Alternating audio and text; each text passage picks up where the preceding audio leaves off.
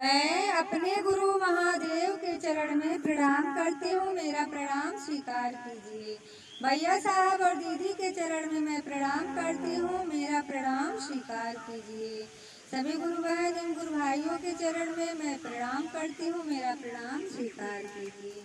गुरु भाई गुरु बहन, मैं एक शिव चर्चा की कथा कहने जा रही हूँ। चर्चा को पूरा सुनिएगा, तभी समझ में आएगा। एक औरत थी और उनके 4 बेटे थे। वह घर में अकेली रहती थी, इसलिए उनको घर का सारा काम देखना पड़ता था, करना पड़ता था। वह शिव चर्चा सुनना बहुत ही पसंद करती थी, उनका मन शिव गुरु में लगा हुआ था। जब उनके यहाँ चर्चा होती तो वह सोचती कि मैं सारे काम को कर लूं और जा कर के शिव चर्चा भी सुन लूं। एक दिन उनके गांव में चर्चा हो रहा था, तो वह घर के कामों को जल्दी जल्दी समाप्त करके जब वहां पहुंची तो देख रही हैं क्या कि चर्चा तो समाप्त हो गया है और प्रसाद बांटा जा रहा है। तो वह औरत बड़े ही भाव से प्रेम पूर्वक प्रसाद को ग्रहण की और बड़ा ही मन उनका उदास हुआ कि मैं इतना जल्दी जल्दी काम समाप्त की हूँ, फिर भी मुझे देर हो गया और चर्चा खत्म हो गई। शिव गुरु यह सब देख रहे थे, तो वह एक साधारण इंसान का वेश बना करके वहाँ आए और बोले कि गुरु बहन, क्या बात है, तुम इतनी उदास क्यों हो? तो वह औरत बोली कि मेरे घर में इतना सारा काम है, मेरे 4 बच्चे हैं, सब कुछ देखना पड़ता है और मेरा बहुत ही मन है कि मैं शिव चर्चा सुनूं। फिर भी मैं घर के कामों को ख़त्म करके जब तक आती हूँ तो चर्चा समाप्त हो गया होता है, इसीलिए मैं बहुत ही उदास हूँ। तो शिव गुरु बोले कोई बात नहीं, और अब फिर कभी चर्चा होगी तो थोड़ा और जल्दी आना। तो वह जो औरत थी वह घर चली गई और फिर उसी गांव में उनके यहाँ एक दिन फिर चर्चा हो रही थी। तो वह जो औरत थी वह अपने घर के कामों को जल्दी जल्दी करके समाप्त करके चर्चा में जाने के लिए तैयार हुई। जब तक वह चर्चा में जब वह आई तो फिर चर्चा उस दिन भी खत्म हो गया था और फिर वह उदास हो गई। तो शिव गुरु फिर आए और बोले कि क्या बात है गुरु बहन, आज फिर से आपको देर हो गई, आप चर्चा नहीं सुन पाई। तो वह जो औरत थी वह बोली हाँ गुरु भाई, आज भी मैं लेट हो गई, आज भी मुझको देर हो गई। तो जो शिव गुरु थे वह बोले कि आपके घर में और कोई नहीं है जो आपके कार्यों को बता सके। तो वह औरत बोली कि नहीं, अभी तो मेरे 4 बच्चे हैं, एक बड़ा वाला है जो शादी की हो गया है, अभी उसकी शादी नहीं हुई है। तो शिव गुरु बोले कि अपने बड़े बेटे की शादी कर दो तो बहू भी आ जाएगी। तो वह औरत जो थी वह बोली कि ठीक है, और मैं अपने बड़े बेटे की शादी अब कर दूंगी। वह घर गई और उनके बेटे के लिए रिश्ता आया तो उन्होंने अपने बड़े बेटे की शादी कर दी कि अब मुझे थोड़ा सा घर के कार्यों से आराम मिलेगा। तो जब बड़ी बहू आई तो थोड़ा दहेज लेकर आई थी और इसलिए वह आई तो, लेकिन वह कुछ भी नहीं करती थी, घर में अपना सुबह तक देर तक सोया करती थी। और यह सब देखकर जो औरत थी उन्होंने सोचा कि जब ये कोई काम नहीं कर रही है तो चलो मैं ही करती हूँ। और जो वह औरत थी वह सुबह ही उठ करके झाड़ू लगाती, बर्तन धोती, खाना बनाती, यानी उनको कुछ भी सुख नहीं मिला। और फिर जब चर्चा हो रही थी उनके गांव में तो वह जब गए सारा काम समाप्त करके, तो फिर वह जो शिव गुरु थे वह फिर आए उनके यहाँ और बोले कि क्या बात है बहन, अब भी तुमको देर हो जा रही है, तुम समय से नहीं आ पा रही हो, क्या बात है, तुम्हारे बड़े बेटे की शादी भी हो गई तो क्यों देर हो जा रही है? तो जो औरत थी तो वह बोली कि पहले तो बल्कि ठीक ही था, अब तो हमारी बहू भी आ गई है, फिर भी मुझे उससे ज़्यादा अब झमेला हो गया है और काम भी ज़्यादा करना पड़ता है, वह तो कुछ करती ही नहीं है। तो शिव गुरु बोले ये बात है तो अब दूसरे बेटे की शादी कर दो तो तुमको आराम मिल जाएगा। तो वह जो औरत थी उन्होंने कहा ठीक है, मैं अब दूसरे बेटे की भी शादी कर देती हूँ। और वह अपने दूसरे बेटे की भी शादी कर दी। दूसरी बहू आई तो वह बड़ी बहू से थोड़ा ज़्यादा दान दहेज जो था लेकर आई थी, और इसलिए उसको भी घमंड था कि मैं दहेज लेकर आई हूँ, मैं दहेज लेकर आई हूँ और एक इतना सही दहेज लेकर आई हैं, तो देख रही हूँ कि ये कुछ भी नहीं करती हैं, और मैं तो इनसे ज़्यादा दहेज लेकर आई हूँ, तो मैं क्यों करूँ। इस प्रकार वो भी अब अपने घर में सोई ही रहती थी, सुबह को जल्दी उठती नहीं थी। तो ये सब देख कर जो औरत थी उन्होंने कहा कि कुछ करती नहीं थी बड़ी बहू, दूसरी आई वो भी ऐसी ही है, ये भी कुछ नहीं करती है, मुझे ही करना पड़ेगा। और बेचारी वो जो औरत थी उन्होंने सुबह फिर उठ करके झाड़ू लगाया, बर्तन धुले, सारे घर के काम स्वयं ही करने लगी। और उनका जो मन था वह चर्चा सुनने को बहुत ही इच्छुक था, लेकिन वह घर के कार्यों की वजह से चर्चा में सही समय पर नहीं पहुंच पा रही थी। फिर जब चर्चा शुरू हुआ तो वह सोची कि जल्दी जल्दी काम कर लूं और समय से पहुंच जाऊं, लेकिन उनको रोज ही देर हो जाया करती थी। तो उस दिन जब वह चर्चा में गई तो वहाँ पर कोई नहीं था, चर्चा समाप्त हो गई थी। तो वह जो शिव गुरु थे, गुरु भाई के रूप में वह फिर आए और बोले अब तो आपकी दोनों बेटों की शादी हो गई हैं, दो दो बहुएं आई हैं, फिर इतना देर क्यों लगा देती हैं कि आप चर्चा ही नहीं सुन पा रही हो। तो जो है औरत थी वह बोली कि आपने तो मुझे और ज़्यादा ही फंसा दिया कि शादी कर दो बेटों की, आराम मिल जाएगा। आराम आराम तो कुछ नहीं मिलना है, बल्कि हमारा काम और भी बढ़ गया है। वह दोनों तो बस सोई रहती हैं, कुछ करती ही नहीं है, और सारा काम मुझे ही करना पड़ता है। पहले तो लड़के लड़के ही थे, अब तो बहुओं को भी खाना परोस के खिलाओ, उनके लिए खाना बनाओ। तो शिव गुरु बोले कि ठीक है गुरु बहन, दो आई हैं तो तीसरे बेटे की भी शादी कर दो, तो हो सकता है वह आए तो तुमको आराम मिल जाए। तो वह औरत बोली कि अभी तो दो आई हैं, कुछ करती नहीं है, तीसरी आ जाएगी, पता नहीं वह कुछ करेगी भी या नहीं, इन्हीं लोगों की तरह रहेगी। तो वो जो गुरु भाई के रूप में शिव गुरु थे उन्होंने कहा नहीं नहीं, एक बार अब तीसरे की भी शादी कर दीजिए, देखिए। तो उनकी बातों को मान करके वह जो औरत थी उन्होंने अपने तीसरे बेटे की भी शादी कर दी। अब तीसरी बहू आई तो वह और भी ज्यादा दान दहेज लेकर के घर आई, और जब वह आई तो देख रही थी कि उनकी जो जेठानियां हैं वह तो कुछ काम नहीं करती हैं, सारा काम सासू माँ कर रही हैं, तो वह भी कुछ नहीं की। और वह सोच रही थी कि मैं तो इतना ज़्यादा दान दहेज लेकर आई हूँ, उसको भी अपने दहेज का घमंड हो गया कि मैं इतना सारा लेकर आई हूँ तो मैं क्यों करूँ कुछ भी। और जब सुबह हुई तो अभी सुबह को जल्दी नहीं उठी, और तीनों बहुएं अपने अपने कमरे में सोई थीं। सास माँ को यह सब देखकर बहुत दुख हुआ। जो औरत थी उन्होंने कहा कि मेरी तीन तीन बहुएं आई हैं, लेकिन इन लोगों को कुछ भी नहीं करना है, कुछ करना ही नहीं चाहती हैं। और फिर सब्र कर करके वह बेचारी खुद ही सारा काम करने लगी। तो जब उनके यहाँ फिर चर्चा हो रही थी तो यह एकदम इनकी इतनी इच्छा थी, फिर इनकी इतनी इच्छा थी कि मैं भी चर्चा में जाऊं और चर्चा सुन लूं। मुझे किसी भी दिन चर्चा सुनने को नहीं मिलता है, घर के काम इतने ज़्यादा रहते हैं कि मैं कुछ भी जरा सा भी शिव चर्चा नहीं सुन पाती हूँ। शिव चर्चा में क्या बातें होती हैं, क्या कहा जाता है, कुछ भी कथा भजन या फिर जो होता कुछ भी सुन नहीं पाती हूँ।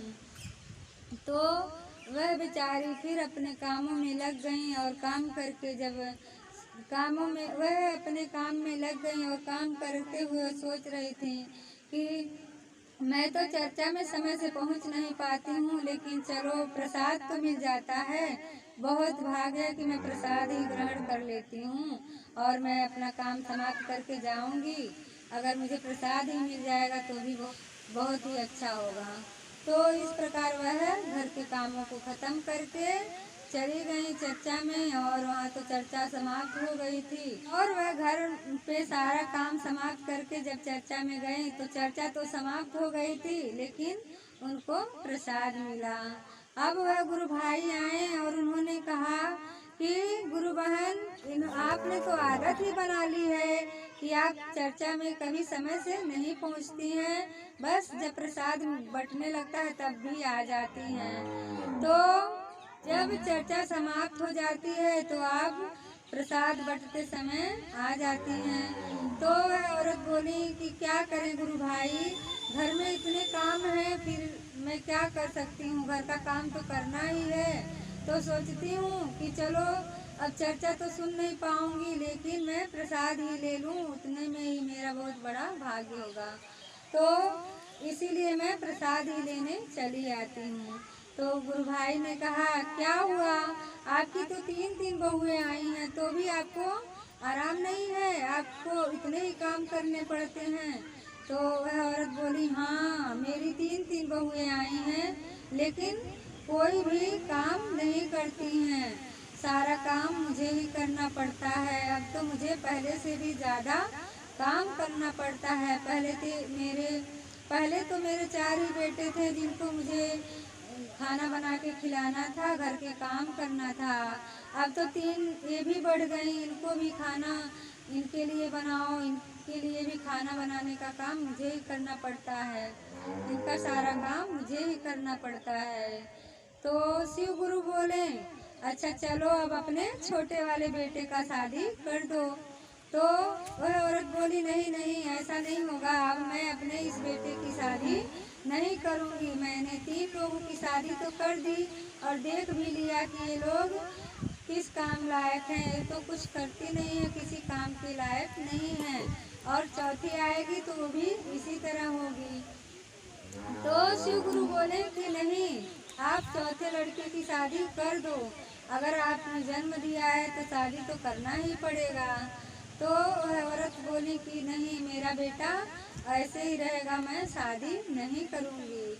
फिर शिव गुरु के बार बार कहने पे वह मान गई और कही कि ठीक है, करके देख ले रही हूँ, एक बार चौथे लड़के की भी शादी कर दे रही हूँ। और वह औरत अपने चौथे बेटे की शादी कर दी। अब छोटी वाली बहू आई और वह तो खूब ज़्यादा धन दौलत लेकर आई थी, दहेज लेकर आई थी, जितने भी सारे सामान थे सब कुछ वह लेकर के आई थी। और जब सुबह हुई तो जो औरत थी वह अपनी बहुओं को लेकर अपना सुबह टहलाने ले गई। फिर सब लोग आई तो अपने अपने रूम में सो गई, लेकिन ये जो छोटी बहू थी वह जाग रही थी। तो उसने देखा कि उसकी जो सासू माँ है वह अब झाड़ू उठाई अपने हाथ में कि चलूँ मैं अब झाड़ू वाड़ू लगाऊं। तो यह देखकर छोटी बहू बोली कि माँ जी आप यह क्या कर रही हैं। तो जो सासू माँ थी वह बोली कि क्यों, इतना सारा काम घर में पड़ा है, इतना सारा काम करना है, तो अभी से काम करूँगी तभी तो खत्म होगा। तो वह छोटी बहू बोली कि आप काम करेंगी, हम लोग किस लिए हैं, हम आए हैं तो हम क्या करेंगे, आप काम करेंगी, आप झाड़ू लगाएंगी। तो वह जो औरत थी वह बोली हाँ, सारा काम तो मैं ही करती हूँ। तो वह छोटी बहू बोली कि भाभी लोग क्या करती हैं, अपनी बड़ी जेठानियों के बारे में बोली कि ये लोग क्या करती हैं। तो वह जो उनकी सासू माँ थी वो कही कि ये लोग तो कुछ नहीं करती हैं, ये लोग तो सो ही रहेंगी, जब मैं खाना बना लूँगी उसके बाद ये लोग अपना खाएंगी पिएंगी। तो वो छोटी बहू बोली नहीं, मैं आई हूँ तो अब सारा काम मैं करूँगी, आप क्यों करेंगी, जाइए आप अपने कमरे में आराम कीजिए।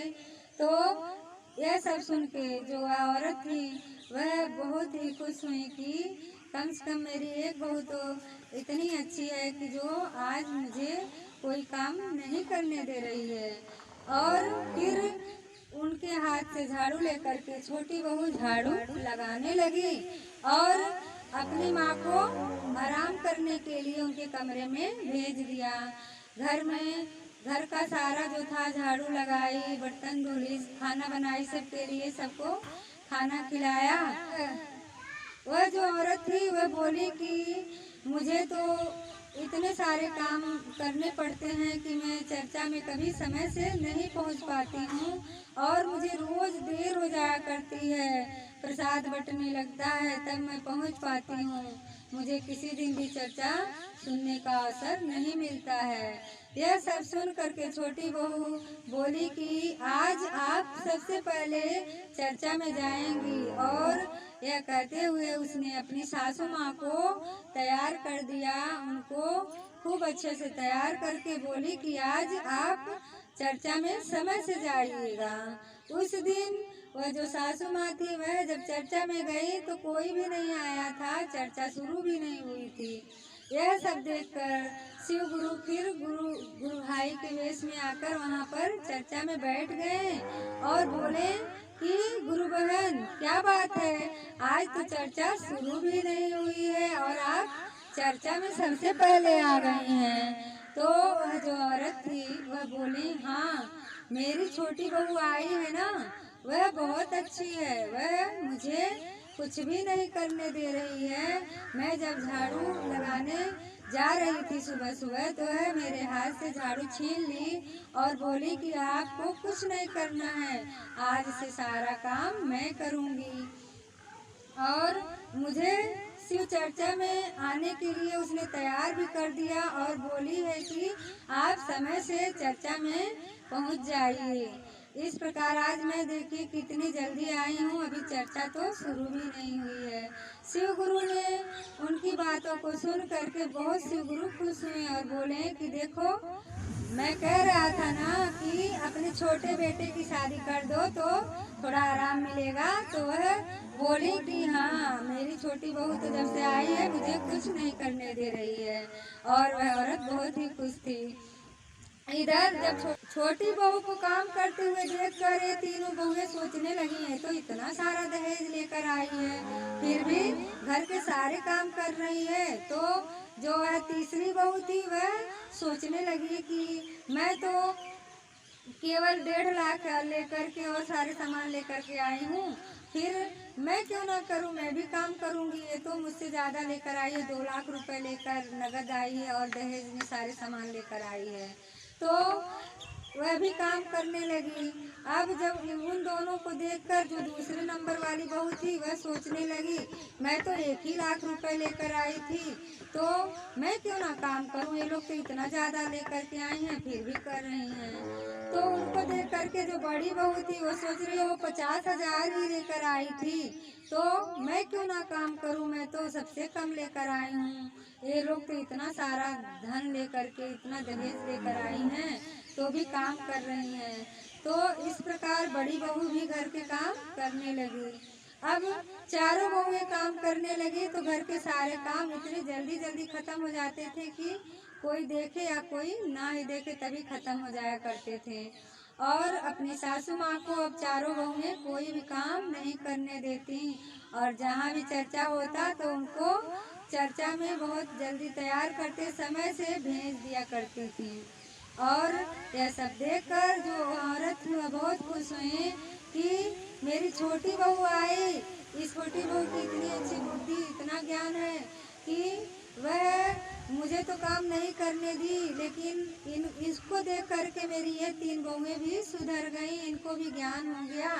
और इस प्रकार वह शिव गुरु को मन ही मन प्रणाम की कि आपकी तो दया बहुत ही अपरंपार है। आपने तो ऐसी दया दिखाई कि मेरे घर में एकदम प्रेम का भाव का जो है बौछार हो गया है, सभी लोग प्रेम से रहने लगे हैं, सभी लोगों में प्रेम भर गया है। गुरु भाई गुरु बहन, अगर आप लोगों को मेरी शिव चर्चा की कथा अच्छी लगी हो तो मेरे वीडियो को लाइक कीजिए, शेयर कीजिए और कमेंट बॉक्स में हर हर महादेव नमः शिवाय अवश्य लिखिएगा।